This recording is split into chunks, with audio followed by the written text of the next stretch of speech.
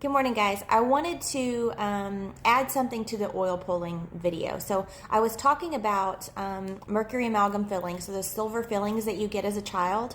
There's not a lot of dentists that place those anymore, thank God. But a lot of us that are my age have silver fillings, or I had mine removed. But when you eat or drink something hot, they expand and they contract. And so one of the questions I often got was, if I just had this filling placed a few years ago, why do I have decay? Why do I have to have this filling replaced? And this is what's called recurrent decay. So when we have a filling, when we eat something hot or cold, these fillings, kind of like a bridge, they have those things in them, sutures in them, that expand and contract with hot and cold weather.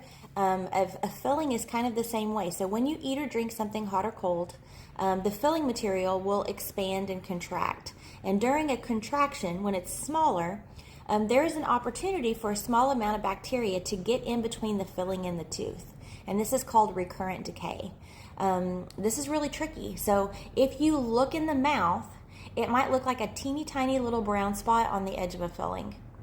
When you look on an x-ray, many times the decay is massive because it will make a tiny little entry point between the filling and the tooth structure, and it will go underneath the filling deeply. And your dentist is going to say, hey, we need to do something now about this tooth. And you're going to look in the mirror and you're going to say, it's just a tiny little spot. Why are you trying to take my money? Basically. But the reason the dentist is concerned is that he should be able to show you on an x-ray if the recurrent decay is large. And when you have a tooth, right, and you have a filling, so let's say the top third of that tooth is filling material, and you have recurrent decay that got in between the filling and the tooth, it's going to go under that filling because it can't really eat away at the filling, but it can eat away at tooth structure. And this is going to put it dangerously close to the nerve of your tooth. So always ask your dentist if he's recommending repeat dental work for recurrent decay.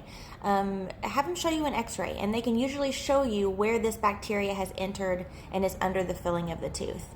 This is not a tactic to take your money or to make more money off your tooth doing repeat dental work. This is really a concern because this tooth could be in even a more prominent danger if the recurrent decay is close to the nerve of the tooth. This is fairly common. Any type of dental work has a shelf life. Fillings are usually, they say, 5 to 8 years. If you take really good care of your teeth, it may last you longer. But just like everything else, dentistry has a shelf life. And what may look small on the outside and not that big of a concern could really be something when you look at it from an x-ray perspective.